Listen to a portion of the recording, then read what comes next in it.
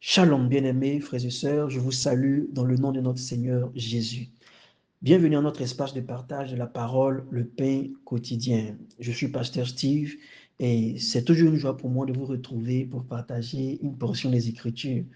Ma prière pour vous, ma prière pour moi ce jour est que votre âme soit en paix, cette paix qui vient de Dieu et que rien ne peut troubler. Alléluia. Je prie aussi que le Saint-Esprit ouvre notre esprit afin de permettre à chacun de comprendre au-delà des mots la sagesse qu'il a inscrite dans ce message qui lui est adressé aujourd'hui au nom de Jésus.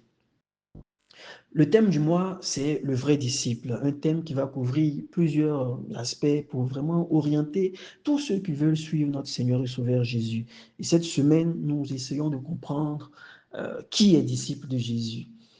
Aujourd'hui, nous parlerons de paraître comme le Christ. C'est un sous-thème qui est tiré de l'évangile de Jean au chapitre 13, verset 15, qui dit ceci: « Car je vous ai donné un exemple afin que vous fassiez comme je vous ai fait. » J'ai la version Simmer qui, pour moi, paraît plus explicite et elle dit: « Je viens de vous donner un exemple pour qu'à votre tour, vous agissiez comme j'ai agi envers vous. » Amen. Alors, ce que la Bible rapporte ici, c'est vraiment un événement qui est connu. Il se déroule au cours d'un repas, un repas qu'on connaît aujourd'hui comme la Sainte Seine. C'était le dernier repas de Jésus avec ses frères, avec ses disciples, juste avant qu'il ne soit crucifié. Donc, pendant ce repas-là, pendant qu'il mangeait, à un moment, la Bible dit qu'il s'est levé, il a pris une serviette de l'eau, il a commencé à laver les pieds de ses disciples. Et quand arrive le tour de Simon, il s'engage en fait une conversation avec Jésus jusqu'à ce que Jésus lui fasse comprendre quelque chose. Et ce qu'il faut savoir d'abord avant de poursuivre, c'est que dans leur coutume, c'est un travail d'esclave, laver les pieds. C'est un travail qui est humiliant, c'est un travail qui est bas. Alléluia. Et donc Pierre, ici, va commencer à protester parce que ce n'était pas l'ordre naturel des choses. Le maître ne sert pas l'esclave. Le chef comment on va dire, ne lave pas les pieds du serviteur. Et qu'est-ce que cela nous enseigne juste? Premièrement, c'est que Jésus va venir nous révéler en fait la marque de notre vocation. Il va nous révéler le cœur même de ce que ça implique d'être chrétien, c'est-à-dire l'humilité, c'est-à-dire l'amour envers le frère, envers la sœur. Et après avoir terminé le repas, ou bien après avoir terminé de laver les pieds, là, il s'est assis et il a dit ces paroles qui vont nous servir aujourd'hui. Je vous ai donné un exemple afin que vous fassiez comme je vous ai fait. Alléluia. Alors, c'est quoi un exemple? Ici, un exemple signifie un modèle à suivre. Et pour ma part, c'est vraiment plus qu'un modèle, c'est vraiment plus qu'une suggestion, c'est un mandat que Jésus nous donne. Mais de quel exemple il s'agit au juste? On peut tirer plusieurs enseignements de ce récit du lavement des pieds là, mais je souhaite ce matin vraiment retenir juste deux exemples qui vont, par la grâce de Dieu, nous aider. Le premier exemple qu'on peut retenir, c'est l'humilité. L'humilité, je vais dire radicale. Jésus ici ne nous a pas simplement dit d'être humble. Il nous a montré en fait comment être humble. Et son humilité n'était pas pour les regards, n'était pas pour les yeux des gens, comme plusieurs font semblant aujourd'hui d'être humble pour être apprécié des gens et tout ça. Non, son humilité était réelle. L'humilité, c'est quoi? L'humilité implique parfois de s'abaisser volontairement. L'humilité implique de prendre la place qui est la plus basse. Alléluia. L'humilité implique de faire ces choses que plusieurs n'auraient pas fait, qui rabaissent. Pourquoi? Ce n'est pas par faiblesse, pardon, mais par amour. Et dans un monde aujourd'hui où on nous commande, où on nous demande, où il est recommandé de grimper, où il est recommandé de dominer, où on nous commande de nous mettre en avant, à se servir des gens ou bien à se faire servir par les gens, l'exemple de Jésus ici nous appelle à autre chose. Cet exemple-là nous appelle à nous pencher. Jésus nous dit de nous abaisser, de nous mettre à genoux et à servir. Alléluia. En fait, servir, ce n'est pas une option pour un chrétien. Servir, C'est même sa marque de la vérité du chrétien. C'est la marque de son authenticité. Alléluia. Et aujourd'hui, on se rend compte qu'il est plus difficile de servir pour ceux qui se réclament être chrétiens. Et on a l'impression que être chrétien, c'est le nouveau truc à la mode, c'est la nouvelle tendance, et on oublie parfois ce que cela signifie réellement. Quel est le sens d'être chrétien? Sans vouloir entrer forcément dans l'origine et l'étymologie du mot, être chrétien, c'est simplement petit Christ, c'est ce que ça veut dire. Et petit Christ, ça veut dire quelqu'un qui agit fidèlement comme ce que Christ fait, comme Christ agit. Donc, c'est vraiment une proclamation de foi, c'est une adhésion à des valeurs, c'est une adhésion à une vision, c'est le choix vraiment de reconnaître Jésus comme son maître, d'épouser ses idées, comme on dit, d'épouser sa philosophie. Et le premier exemple que Jésus nous montre ici, c'est le service.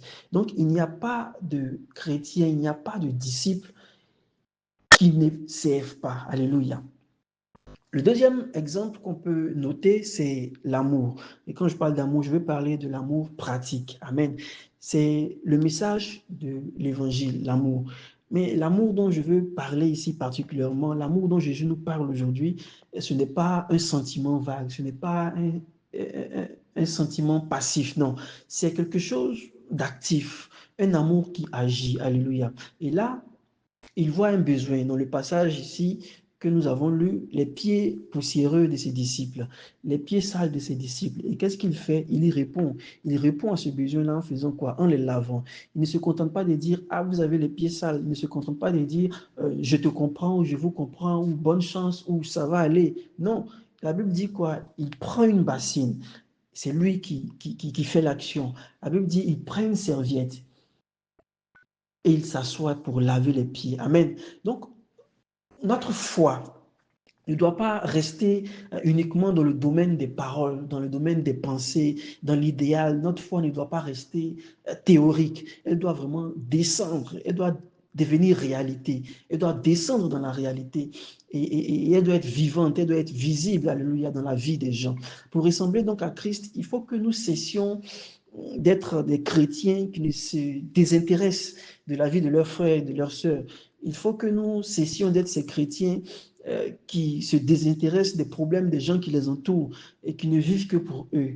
Il faut que nous sachions que nous sommes un seul et même corps et que c'est à chacun de tirer l'autre vers le haut et non de le piétiner. Alléluia. Il y a toujours quelque chose à faire.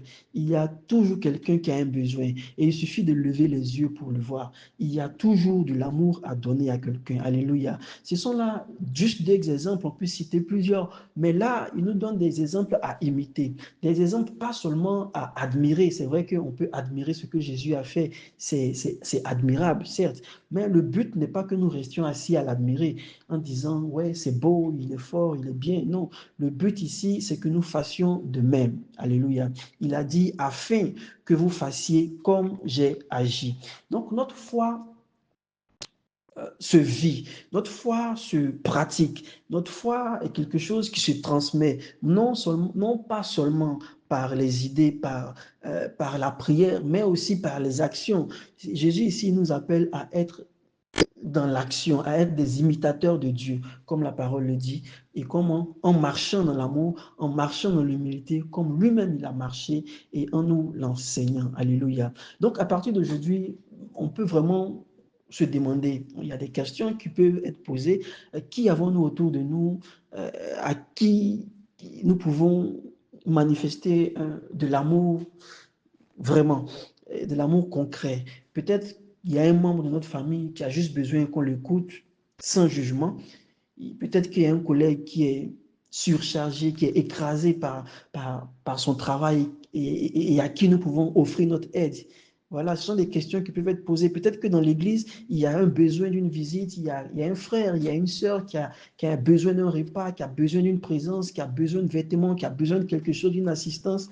Peut-être même qu'un étranger ou quelqu'un à qui nous ne parlons pas, quelqu'un avec qui nous sommes en froid, qui a besoin que nous puissions lui tendre la main. Ce sont des questions qui méritent d'être posées et nous devons nous les poser en tant que chrétiens. Ce sont des portes que Dieu nous donne pour accéder vraiment à ce geste d'amour-là. Alléluia. Et Jésus, quand on le remarque, Jésus ne s'est pas juste contenté de prêcher l'amour. Il a incarné cet amour-là. Alléluia. Comment? En posant des actions, en posant ce geste ici, qui est le sujet de notre étude, il montre en fait que pour être grand dans le royaume de Dieu, il ne suffit pas d'être grand, d'avoir une position sociale élevée. Non. Mais vraiment, cette capacité-là, avoir cette capacité, pardon, à se mettre au service des autres. Alléluia. Et aujourd'hui, où le monde valorise le pouvoir, où le monde valorise la réussite individuelle, où le monde valorise l'orgueil, Jésus nous invite ici, à travers cette parole, à un autre témoignage, à même un contre-témoignage, je peux dire. Il nous invite à quoi? À la douceur. Il nous invite au don de soi. Il nous invite à l'humilité. Alléluia. Que ce soit dans notre famille, que ce soit dans notre église ou même dans notre travail, nous sommes appelés à refléter ou à manifester ce caractère-là. Alléluia. Pour terminer, je veux juste qu'on comprenne que paraître comme Christ, ce n'est pas une action ponctuelle. C'est vraiment un défi quotidien, un défi de tous les jours. Servir comme Christ, aimer comme Christ, s'abaisser comme Christ, ce n'est pas quelque chose qui s'acquiert du jour au lendemain, c'est vraiment un travail, c'est dans la pratique qu'on peut paraître, qu'on peut devenir comme Christ. Alléluia.